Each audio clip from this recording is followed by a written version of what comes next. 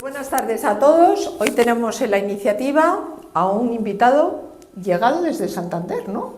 Que ha venido desde Santander a Madrid para darnos este testimonio.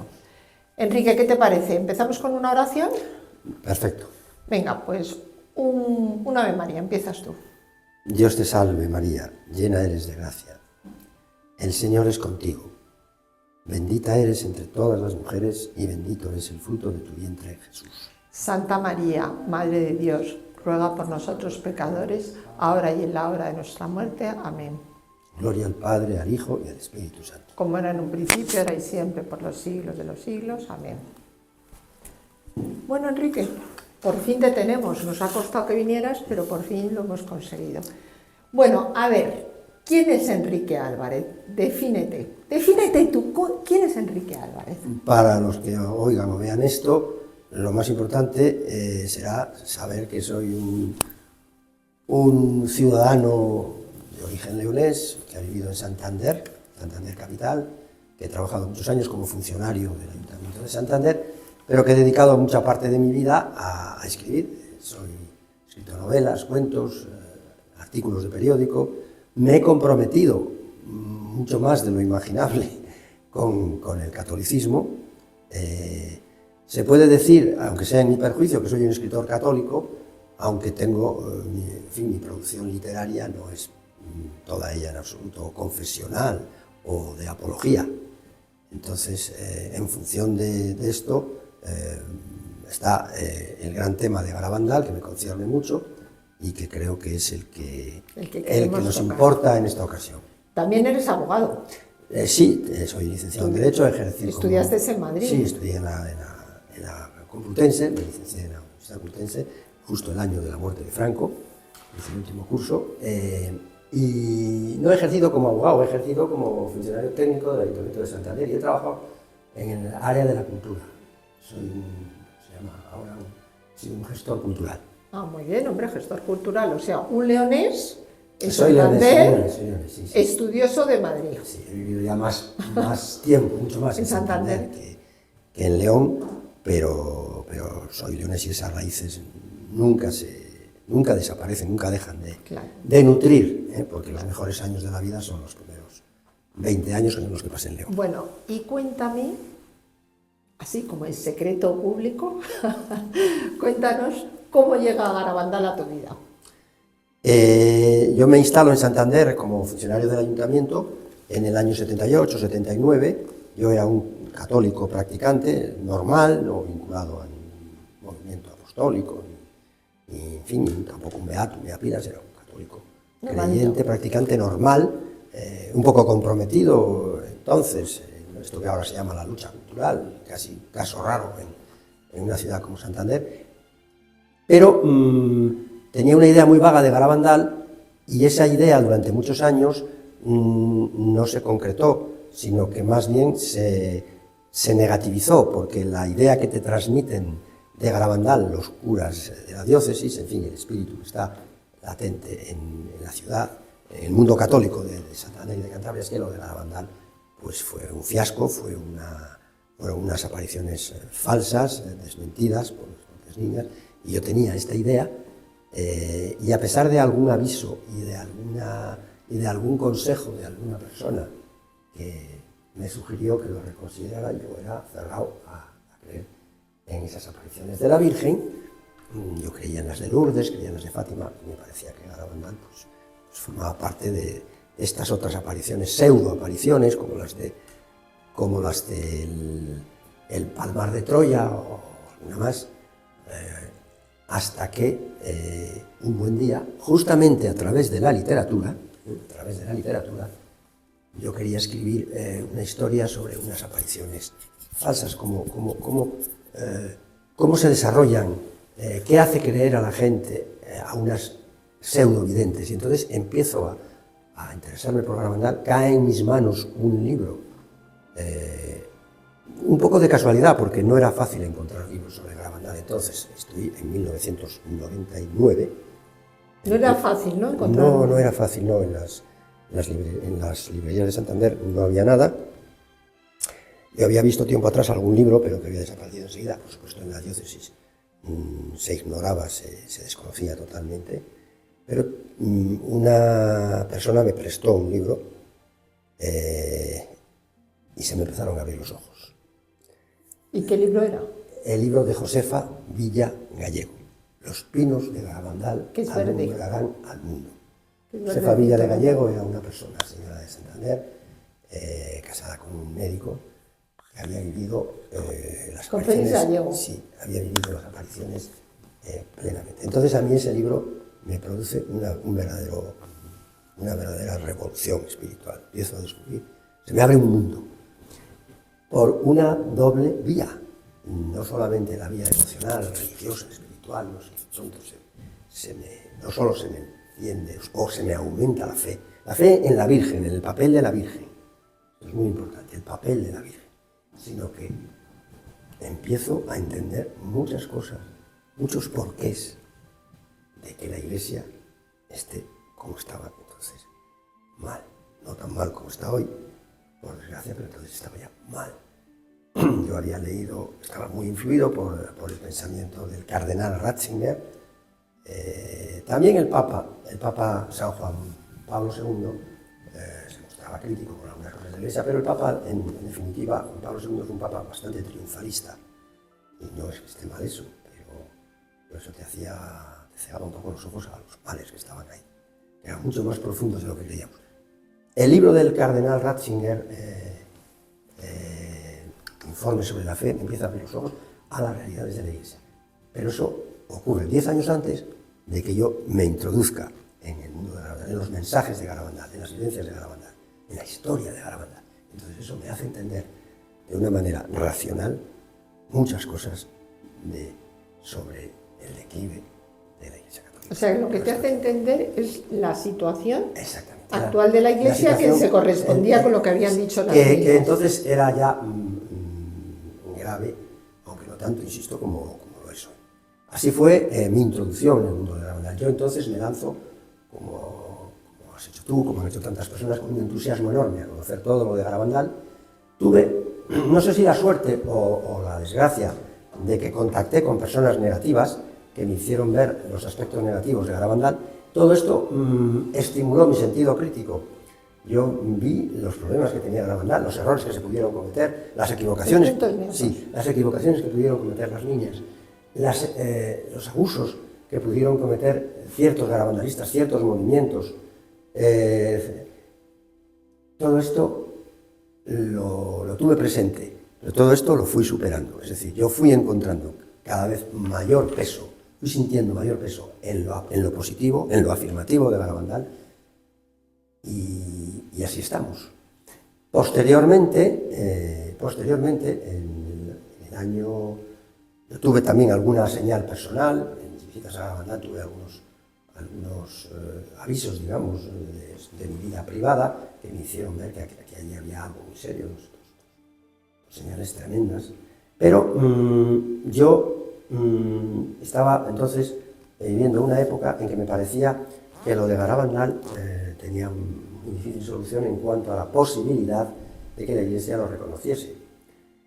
Y entonces yo regresé al punto de partida, que era escribir mi novela sobre Garabandal. Lo que pasa es que la novela que escribí, que es interesantísima. La novela que escribí ya no es la que yo pensaba escribir, una novela, digamos, crítica, una novela incluso un poco burlesca, ¿no? Escribí una novela profunda sobre Garabandal, analizándolo muy bien, desde un punto de vista objetivo, si se quiere, incluso naturalista, realista, basándome en hechos reales, contando cómo fueron. Cuento sobre todo el final, la fase final de las apariciones y el momento terrible de las negaciones de las niñas, cuando la presión del obispo de Santander, el señor Puchol, entonces modernista, hace que las niñas se retracten. Retractación que, como sabemos, duró poco porque las niñas volvieron a la verdad. Bueno, entonces la novela que escribo, curiosamente, tiene un gran éxito. No solamente para ser es una novela editada en una editorial de Cantabria, por tanto, cuando hablo de éxito no hablo de superventas, hablo de que la novela se agotó, es difícil agotar una edición, se reclamó mucho, se distribuyó ya por internet. Pero lo más importante de todo, más que el éxito literario, que fue, como digo, claro pero limitado, yo descubro, esto es un hecho que lo constato continuamente, que el tema de Garabandal interesa muchísimo. Y es que... ¿Pero tú qué crees? ¿Que nos interesa a ti y a mucha gente, a mucha Elsa, a mucha gente. Bueno. No a todos, hay gente totalmente cerrada, hay gente que no tiene perdido completamente el sentido de lo espiritual, el sentido de la religión, y esa gente está perdida. Tiene que darse un gran viaje. Pero hay hay una masa muy grande de personas, no que crean, porque a lo mejor ni siquiera creen en Dios ni en la Virgen, pero están en la duda, o tienen algo. Pues hay que convencerlos. Y entonces yo lo que veo, y sobre todo personas mayores que oyeron algo de Garabandal, y notas que interesa mucho, que capta extraordinariamente, y me convierto en el centro de la conversación en cuantas cenas con personas. Que se ha escrito un libro sobre Garabandal, y fue aquello de Garabandal. Y yo empiezo a hablar de cómo fue lo de Garabandal, y la gente se queda muy interesada. Si les empiezas a hablar de problemas de teología o de problemas, les aburre. Pero como les empieces a hablar de unas apariciones de la Virgen y de unos milagros, aunque fueran pequeños, y de una serie de signos y de señales, y de un cúmulo de pequeños hechos que hacen ver que aquello fue todo menos normal y menos natural, entonces dices, coño, esto vale la pena. Pero escucha, has dicho una cosita al principio que decías que había gente de Santander que te había quitado como la fe en estas apariciones. Sí, porque claro, ese periodo inicial que te dije, cuando llegas a Santander, tú no tienes interés y tampoco preguntas, pero hombre, detectas enseguida, cuando sale el tema, muchos sacerdotes. Lo notas más en sacerdotes que en sí, laicos, notas en sacerdotes que no tienen una buena opinión, no podemos hablar porque esto es así, pero era real, y aún después de convertirme yo en un garabandalista conocido y notorio, que todavía algunos curas me dicen, no hombre, si aquello no fue verdad, si aquello no pudo ser verdad, muchos curas sí. ¿Y cómo justifican todos los grandes sacerdotes que ha habido en la causa de Garabandal? Porque es que no hemos tenido uno, ni dos, ni tres, hemos tenido muchos. Entonces, ¿qué pasa con sus compañeros que afirmaron que esas vivencias, experiencias, que dieron testimonio público de fe razonada sobre esas apariciones? ¿Qué dicen de esos sacerdotes? Fueron muchos: Lucio Rodrigo, Rollo Marín, Félix Ochaíta, Porro Cardeño. Es que tenemos una riestra de sacerdotes. ¿Qué dicen a eso? Bueno, para empezar, no prestan oído a las argumentaciones. No dan importancia o sencillamente ignoran que hubo grandes personalidades de la Iglesia, grandes teólogos. Apostolados y personas santas. De Lucio Rodrigo, pero no se habla del padre Antonio Rollo Vilanova. Antonio Rollo Vilanova, dominico, era el teólogo más importante que había en España en los años 60, el más ilustre. Vino a Garabandal. Tenía muchísimas ocupaciones, tenía muchísimas obligaciones. Tenía un prestigio enorme. ¿Cómo se puede ignorar eso? Pues porque se puede ignorar porque eso está dicho en el Evangelio. Cuando la gente no quiere creer, y aunque vean resucitar a un muerto, van a creer. Y no les digas que la Madre Teresa de Calcuta creía en Garabandal, estaba convencidísima de la verdad de Garabandal. Y no les digas que San Pío de Pietrelcina creía en Garabandal y dejó mensajes sobre Garabandal. Y no les hables de otras personalidades grandes, porque no les importa.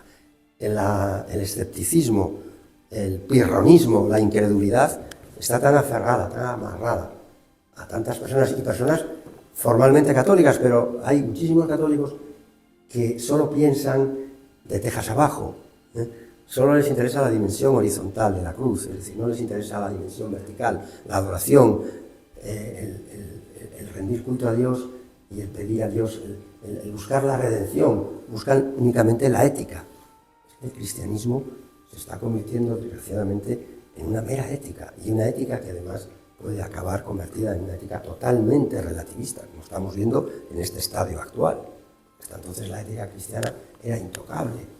El bien social, la castidad, una serie de cualidades, pero es que ahora cualquier cosa puede encontrar justificación ética. Estamos llegando al probabilismo más extremo de los jesuitas del siglo XVIII, que entonces era puramente ortodoxo, y ahora estamos viendo cosas.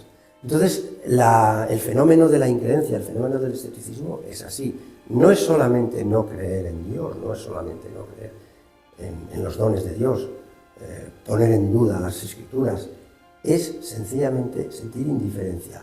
Sentir indiferencia ante el testimonio de los santos. Porque claro, estamos hablando de santos que creyeron en Garabandal. Yo he leído documentos de teólogos que analizaron lo de Garabandal de una forma impresionante y veían ahí... Impresionante, sí, eso sí. Veían ahí, estoy pensando en un caso que me impresiona mucho, un teólogo de la diócesis de Guipúzcoa, el padre Retenaga, estuvo analizando profundamente lo de Garabandal, conviviendo con las niñas.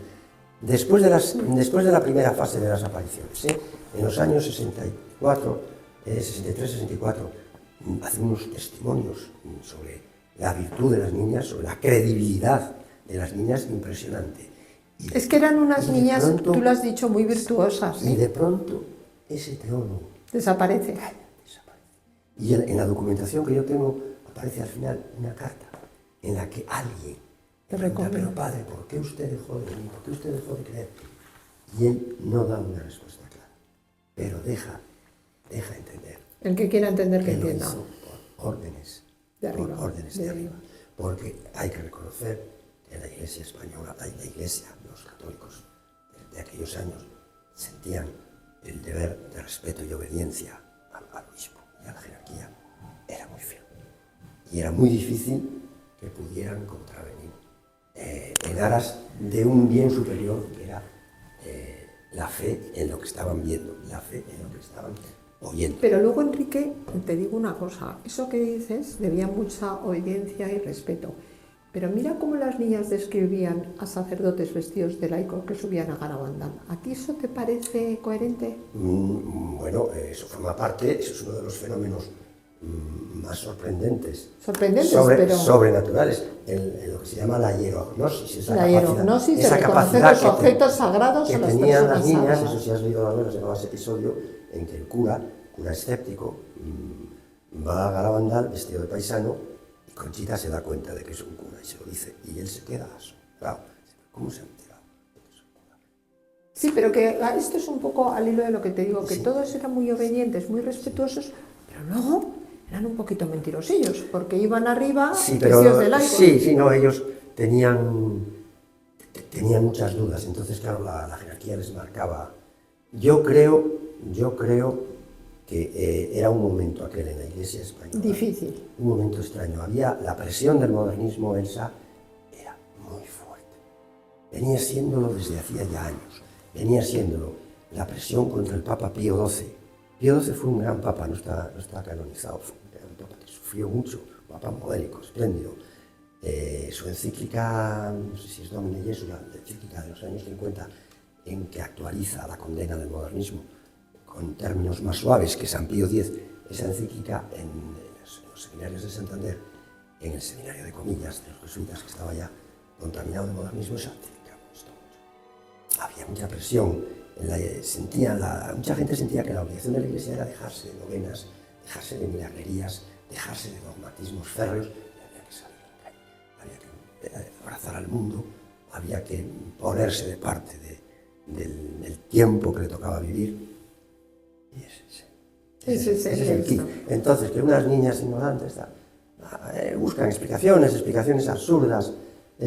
Unas niñas que ¿Cómo puede el ser? país. ¿Quién explica que unas niñas que no tenían más contacto con el mundo que el cura, que era un pobre cura? El padre Marichal. El padre Marichal era buena persona, pero era un cura ignorante, era un cura incapaz de manipular a nadie. Y una maestra no tenía más contacto con el mundo que ese, porque no habían bajado de Garabandal, no habían llegado nunca ni a Cabezón de la Sal, ni a San Vicente. Bueno, pero fíjate, tú hablas del padre Marichalar, mira cómo el padre Marichalar se preocupó de estudiar, investigar a estas niñas y de llevar sus informes a Santander. Era ignorante, pero era bueno, por lo menos era un sacerdote como tiene que ser, con afán. He dicho lo de que fuera ignorante, no en el sentido de que fuera un soqueteo, sino en el sentido de que no era un cura que estuviera mentalizado de que la Iglesia estaba en peligro de modernizarse y de que había que inventar algún truco Había que... Y de pronto saca a unas niñas que sabían leer y poco más, que sí, oían rezar el rosario, iban a la iglesia, y de pronto estas niñas no solamente empiezan a tener unas visiones, empiezan a tener unos éxtasis, unas sufren unas transfiguraciones que la gente percibe, que la gente ve. La gente no ve a la Virgen, pero la gente ve que hay unas niñas que están viendo algo extraordinario, porque si no, no pueden estar No, como y están. unos fenómenos sobrenaturales. Pues esas niñas, no solamente eso, esas niñas decían unas cosas, esas niñas rezaban. Elsa, yo no sé si tú te han hecho llegar cintas magnetofónicas Sí, con el rezo del rosario. con el rezo del Bueno, rosario. eso es admirable. Que es súper bonito. Sí. Como Oírlas rezar el rosario por la noche, cómo lo rezaban, con qué profundidad, con qué elevación. ¿Quién enseñó a esas niñas?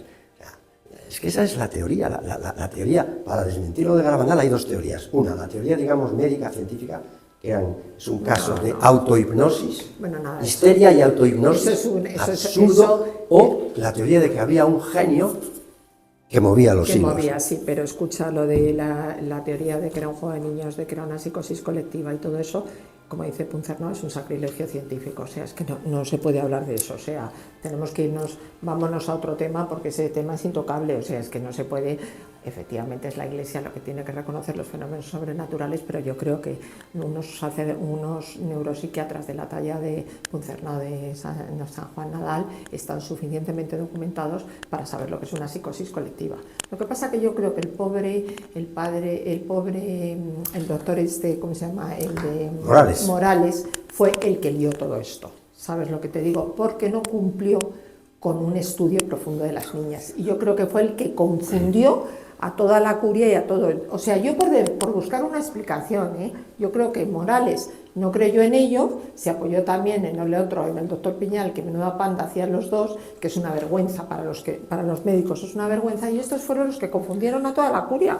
Pero es muy probable que ellos a su vez se dejaran influenciar por el poder de la curia. Iban con un sacerdote joven, Odriozola, sí. Odriozola, que se llevaba a las niñas a la fe. Era un sacerdote que tenía mucha proyección, que estaba bastante preparado, tenía sus ambiciones, aunque luego se quedó en canónigo a obispar. Y este sacerdote, que luego tuvo mucho protagonismo, fue el que se trajo a Conchita Santander e intentó quitarle de la cabeza a base de mundanizarla, fracasó completamente. Estos sacerdotes, pues es que estamos en lo de siempre. La Iglesia de 1961, lo que te mandaba, lo que te establecía el obispo y los adláteres del obispo, incluso para profesionales del prestigio de Morales, a misa. Entonces, por muy doctor Morales que fueses, si tú de entrada partes de cierto escepticismo, te cuesta creer que unas niñas casi analfabetas vean a la Virgen. ¿Qué es eso? Bueno, pero escucha, ¿no? Se buscan teorías y se sienten halagados porque, claro, el obispado les pasa la mano por el hombro, entonces son los... No es solamente ver a la Virgen. ¿Qué me dices del milagruco? Sí, el milagruco. Eso has escrito tú, porque sí, tenemos un tema reciente ahí. Sí, ¿qué me dices del milagruco? Sí. Eso lo vio mucha gente. El milagro, la gente pedía un milagro, y entonces la gente quería ver algo como lo de Fátima, como el milagro del sol, pero las niñas se lo pedían, eso está documentado, sí. Y la Virgen accede al final a hacer un pequeño milagro. Pero ese milagro va a ser un milagro chico, pequeño, pero va a ser más que un milagro, un signo, porque el milagro es la aparición milagrosa de una forma, de una hostia, en la lengua de Conchita, significando la importancia de la Eucaristía. Ya sabemos que Garabandal tiene tres bastiones. En primer lugar, la importancia de lo sagrado, la importancia de los sacerdotes. Algo que estaba amenazado. Y el segundo bastión importantísimo es la Eucaristía. Entonces, que también se estaba empezando a perder la importancia de las visitas a Jesús sacramentado, que ya casi no las hace nadie. Y esto es lo que significa. Ese milagro que vieron muchos, incluso alguna persona escéptica que yo conocí mucho, lo vio, aunque dice que fue una situación un poco dantesca, porque la presión de la gente por aproximarse Ya, milagros se tumbaban preanunciados. encima la Sí, agobia. verdaderamente ese es el mal que tuvo Garabandal desde el principio, que causó mucho impacto, causó demasiado impacto de manera inicial. Desde el segundo día, desde la segunda aparición del ángel, corrió como reguero de pólvora. Es una cosa difícil, Bueno, pero es que difícil de entender, y llegaban multitudes. Pero Enrique corrió porque realmente hubo testigos que vieron la sagrada forma en la boca de la niña. Sí, pero bueno, lo de la forma fue el segundo año, fue el segundo verano. Ya para entonces las apariciones habían sido casi diarias, masivas. Todavía no había empezado, digamos, el declive de Garabandal, que es a partir del año 63, a finales del 62. Y la gente seguía insistiendo en el milagro. Cuando el primer mensaje, fecha clave, el 18 de octubre del 61, cuando se anuncia que la Virgen dará un mensaje, no dice que habrá un milagro, que habrá un prodigio, pero la gente cree que lo va a ver. Bueno, es que estaba más pedido, estaba más tarde con muy las fresco. niñas. La gente creía que había una cosa muy importante en España. El pueblo español tiene su orgullo. Francia tuvo las apariciones de Lourdes, enormes, impresionantes. Portugal tuvo las de Fátima. Bueno, pero es que Eso, claro, España es no que, tiene. No, pero es que no es orgullo. Es Bueno, que tenemos nuestro Lourdes sí, Fátima español. entonces, es sí. que no es orgullo. Entonces que sea realista. tenía que haber algo. Como Fátima dejó una cierta frustración porque Juan XXIII, el Papa Santo, desde el principio se dijo que era el Papa Santo, dio carpetazo a Fátima y dio carpetazo a tantas cosas, pues ahora tiene que venir en España. Y mucha gente creyó que aquí se iba a reproducir lo de Fátima. Y no se reprodujo lo de Fátima, no se reprodujo el milagro del sol, pero sí se reprodujo un mensaje muy escueto y se produjeron una serie de hechos y de signos que lo acreditan, que probablemente tiene mucho que ver con el secreto de Fátima nunca revelado, porque ya es público y notorio que la Virgen se apareció por eso. Que la revelación del tercer secreto de Fátima, del supuesto tercer secreto de Fátima que se hizo en el año 2000, no fue tal, solo se desveló una parte del secreto del mensaje, el otro quedó oculto, y es la parte más interesante.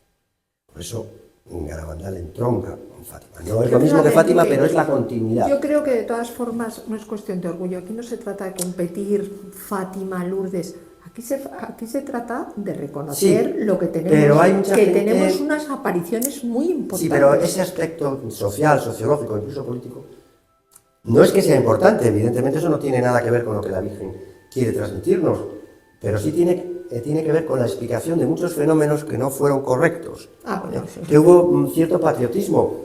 Tampoco hay que ignorar que desde el punto de vista del régimen político se vio con cierta simpatía lo de Garabandal. Como si algunos responsables del régimen previeran que la mutación, que la Iglesia iba a mutar, como así mutó, y se iba a volver demasiado democrática. Y entonces, por eso que este aspecto hace que a Garabandal se le vincule indebidamente, aunque con esta explicación, con cierta reacción en el plano de lo político, no en el plano de lo religioso, porque todos estamos de acuerdo en que la Iglesia necesita una reacción, necesita un revulsivo, Pero también te digo una cosa, la Iglesia necesita cosas. Pero es que los fieles necesitamos también cosas. Sí, y necesitamos transparencia, que nos digan de forma transparente qué está sucediendo. O sea, la Iglesia, siempre decimos, la Iglesia pide. Pero es que los fieles también necesitamos respuestas. Entonces eso es muy triste, que vivimos en un momento de falta de transparencia, ¿no? O sea, porque si a mí alguien me dice que Garabandal es mentira y me da explicaciones correctas, yo a lo mejor me lo puedo plantear. Pero es que a mí todavía es que es más fácil demostrar que Garabandal es verdad que demostrar que no es verdad. ¿Cómo lo comemos eso? La parte que yo conozco de la Iglesia está demasiado preocupada con otros problemas, con problemas prácticos, problemas de gestión diocesana, de que hay pocas vocaciones. Llegan hasta ahí. Hay pocas vocaciones, los pobres curas tienen que cubrir 14 parroquias, es decir, 14 misas el domingo, ese problema. Pero a lo mejor no se dan cuenta de que hace falta transmitir calor en las celebraciones de los domingos. Pocos curas son capaces de encender, de atraer, y no porque expliquen o prediquen con una gran profundidad teológica, sino porque se les vea convencidos, se les vea ese calor, ese fuego del Espíritu Santo, que es lo primero que buscas cuando entras en una iglesia. Cuéntame, hace poco escribiste, a raíz del clamor, de buscar el calor, que los sacerdotes tienen que dar calor, cuéntame ese artículo tan polémico que escribiste en el diario Montañés, que además coincidió porque yo había estado en Alicante defendiendo el Milagruco de Conchita, defendiendo pues que efectivamente, apoyándome en todas las declaraciones de testigos de cómo habían descrito la Sagrada Forma, de cómo tal. ¿Cómo le ocurre a alguien sacar una información así 60 años después, comprometiendo, yo creo que en el fondo comprometiendo un poco a la Iglesia? Sí, fue muy triste, pero sobre todo habría que preguntarse por qué se le ocurrió en ese momento a este sacerdote. Probablemente fue víctima de una trampa periodística. Periodista, sí. Te refieres al párroco, no voy a decir su nombre, el párroco de una de las iglesias. Sí, al pobre párroco que estuvo desafortunado. Más importantes de Santander, céntricas de Santander. Este párroco fue el cura de Garabandal en el momento de las negaciones de las niñas. Era un cura joven recién salido del seminario. Con muchas ambiciones. No sé si tenía ambiciones, lo que sí está claro, está aprobado, es que el obispo Puchol, este obispo al que aludí antes, el obispo que quiso cargárselo de Garabandal, le utilizó como ariete para presionar a las niñas para que negaran. Les sometió a una presión terrible, con ayuda con ayuda de ciertas personas, ciertos clérigos de Navarra. Establecieron ahí una pinza. Pero ¿a quién cabe en la cabeza entonces, que vayan a robar en esa época, con lo que era, como dice Jorge, la época de Franco, las iglesias, que todo estaba cerrado, una Sagrada Forma que encima no coincidía? Esa es una parte de lo que dijo este hombre. Este hombre dijo que eso del Milagruco, que había sido una trampa, que habían robado la forma, una infamia, una calumnia terrible, pero más que eso, este hombre,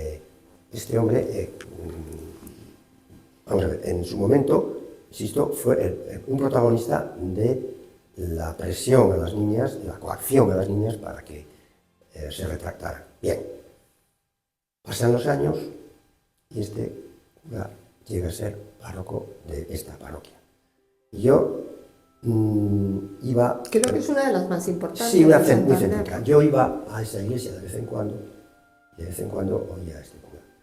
Y yo recuerdo que iba una vez, yo estaba en un momento personal difícil. Estaba empezando a conocer la historia de Garabandal, estaba empezando a sentirme ganado por ella. Y fue un hito, un paso decisivo hacia mi garabandalismo, que un día estaba en misa, yo me sentía aburrido de la aridez, esa acedia que te da muchas veces cuando estás en la iglesia, y la tricidad lo hace todo. Tan estéril, tan frío. Tan poco caluroso. Y entonces descubro, estaba leyendo a fondo la historia, descubro que este es el mismo que había.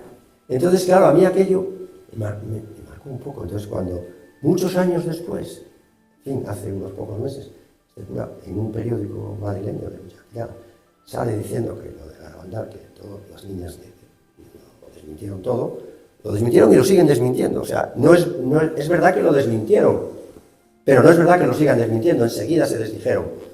Y que diga lo de que el milagro de la forma fue una... Pero yo estoy contigo que a este pobre hombre lo han engañado. Entonces yo creo que este cura, que está ya, tiene ya sus años, el hombre, pues a raíz de lo de Medjugorje, cuando se puso durante unos días de moda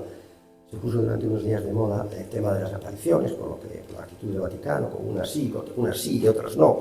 Y como lo de Garabandal suena cada vez más, pues al periodista le pareció bueno se acordó de que había un cura y le hizo una entrevista, y los periodistas son muy habilidosos, y le sacó esas declaraciones desafortunadísimas, fíjate, lamentables, que han hecho daño. Lamentables, pero fíjate qué penita, porque él es sacerdote con mucha experiencia y no puede comprometer así a sus compañeros. No, en el fondo estaba comprometiendo claro, a la Iglesia, no lo pensó, porque no lo es que pensó. si realmente esto había pasado, era una cosa muy grave. Pero entonces es que se cae por... Y encima con todos los testigos que testificaron.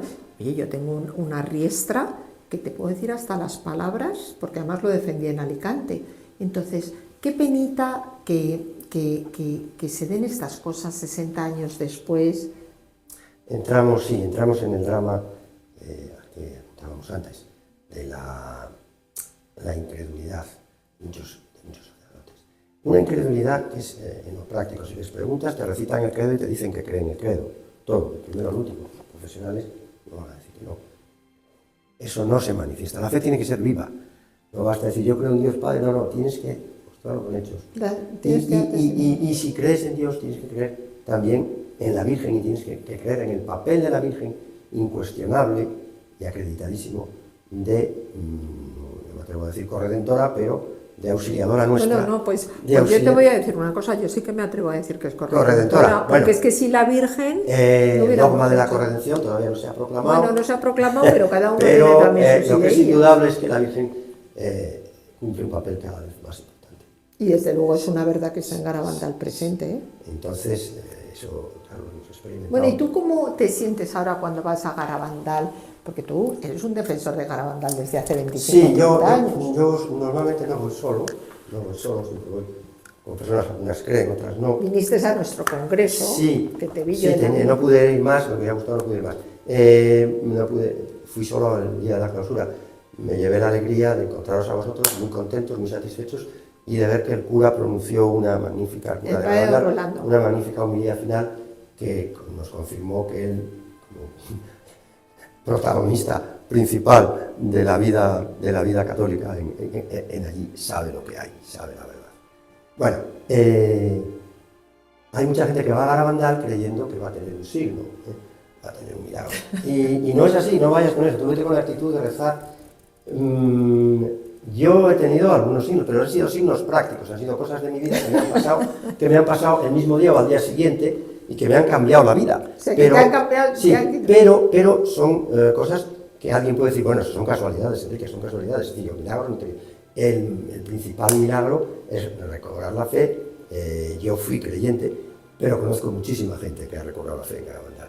Y desde luego lo que experimento... O que ha cambiado hábitos. Cuando vas a Garabandal, por un lado, vas a la iglesia, que es lo primero que hay que hacer, adorar al Santísimo y si es posible oír misa, la iglesia, por cierto, es preciosa. Es preciosa. Y ahora está iluminada, ¿eh? No, rezar, oye, ahora está iluminada, sí, ¿eh? Está iluminada. Sí. Desde aquí vamos a reconocer merece que la vaya pena. todo Yo no voy a hablar de las bellezas del lugar porque parece que estoy haciendo propaganda turística, ahora que estamos en Fitur, propaganda turística de Cantabria, pero merece pues vamos a hacer propaganda de la parroquia de Garabandal, que está muy bonita. Pero digo, tienes el camino hacia los pinos, donde puedes rezar un Vía Crucis muy bien rezado, muy bonito. Y luego en los pinos hay un ambiente, hay un clima de oración, de fervor, y allí es imposible sentir esa sequedad. Estás en el cielo. Yo lo que pasa es que, por desgracia, he ido solo y mucho con gente que no es creyente, que va por curiosidad, y quiero rezar el rosario tranquilamente, y empiezan a ponerse un poco nerviosos, y quieren dar un paseo, y yo quiero rezar el rosario a mis anchas, porque allí se pueden rezar los 15 misterios del rosario, y pasan en un suspiro. Sientes la presencia de la Virgen. Otra cosa es que tú creas que allí se va a producir el famoso milagro, parece está profetizado por Conchita. Ese es un tema que tenemos que tratar aparte. Lo importante es para la vida de cada uno, para la vida privada de cada uno, lo que puede experimentar yendo a Garabandal y rezando a la Virgen allí en cuanto a su mejora espiritual. Bueno, pues yo creo, Enrique, que para terminar te vamos a pedir una reflexión, porque desde luego hemos hecho una conversación muy bonita, sobre todo una conversación íntima, como digo yo, propósito público, que es muy buena, que nos has dejado mucho ver lo que es el fenómeno Garabandal, pero ahora te voy a pedir una recomendación para todos los amigos de esta iniciativa. ¿Tú qué opinas de esta iniciativa? ¿Crees que es una iniciativa buena? ¿Crees que...? Nosotros estamos convencidos de que es buena porque está la Virgen al frente. Es una iniciativa no buena, es óptima.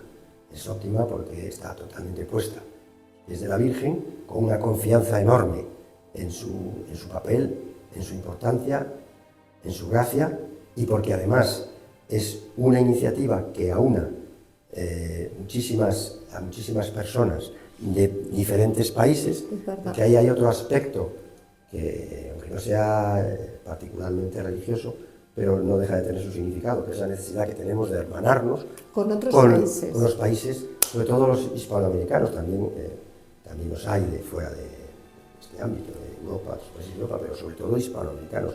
La tremenda necesidad que tenemos en el mundo hispánico, que es un mundo muy amplio, de refrescar nuestras raíces cristianas.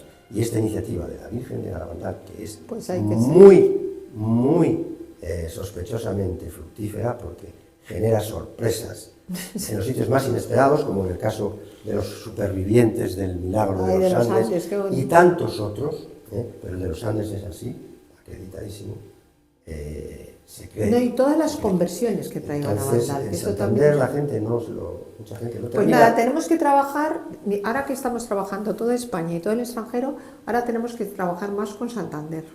Porque, oye, Santander al fin y al cabo son los elegidos. Santander Tenían que estar contentos. Santander tiene el privilegio, no se dan cuenta de que lo más famoso que ha dado Santander al mundo, Santander, son las cuevas de Altamira y Garabandal. Y las dices, no dices, es que es la realidad, no hay nada más famoso.